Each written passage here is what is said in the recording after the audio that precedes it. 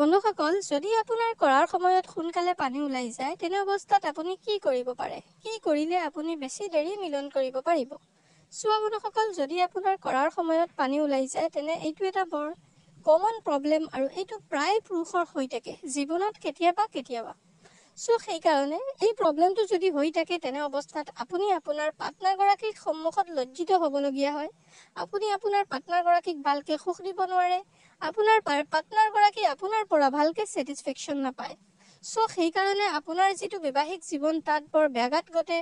আপোনাৰ যদি গাৰ্লফ্ৰেণ্ড, আপোনাৰ যিটো ভালপোৱাৰ জীৱন তাতো বৰ ব্যাঘাত ঘটে।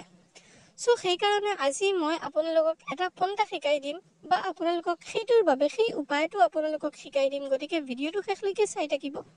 তাৰ আগত কৈ দিওঁ, আপোনাৰ যদি মোৰ লগত পাৰ্চনেলি তেনেকুৱা কথা পাতিব বিচাৰে, তেনেহ'লে আপুনি মোৰ হোৱাটছআপত কণ্টেক্ট কৰক আৰু মোৰ লগত কথা পাতক। এতিয়া আহোঁ মূল কথালৈ।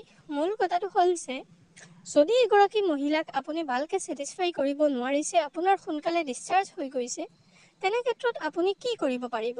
চোৱা বন্ধুসকল, যদি আপোনাৰ তেনেকুৱা হৈ আছে, তেনেহ'লে বেচিকেলি এইটো এটা বৰ কমন প্ৰব্লেম আৰু এই প্ৰব্লেমটো প্ৰায় হৈ থাকে।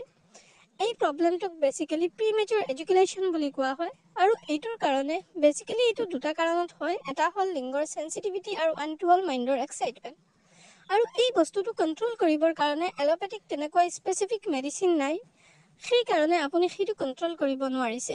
আৰু আমি আপোনাক যদি ট্ৰিটমেণ্ট লাগে, আমি এটা FDA এপ্ৰুভেল ট্ৰিটমেণ্ট দিওঁ, যিটো আপুনি একেবাৰে 100% ছেফ এণ্ড ছিকিউৰ আৰু আপুনি এই প্ৰব্লেমটোৰ পৰা মুক্তি লাভ কৰিব পাৰিব।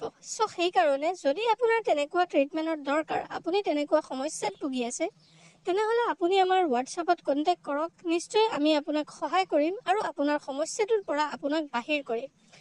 বন্ধুসকল, আশা কৰিছোঁ আপুনি মোৰ ভিডিঅ'টো ভাল পাইছে। যদি আপুনি মোৰ ভিডিঅ'টো ভাল পাইছে, তেনে অৱস্থাত মোৰ এইটো ইউটিউব চেনেল ছাবস্ক্ৰাইব কৰক আৰু লগতে আপুনি মোৰ ভিডিঅ'টো শ্বেয়াৰ কৰক আৰু আপুনি মোৰ লগত জড়িত হৈ থাকক, কিয়নো এইটো ইউটিউব চেনেলত আপুনি তেনেকুৱা ইনফৰ্মেশ্যনবোৰ সদায় পাই থাকিব। ধন্যবাদ।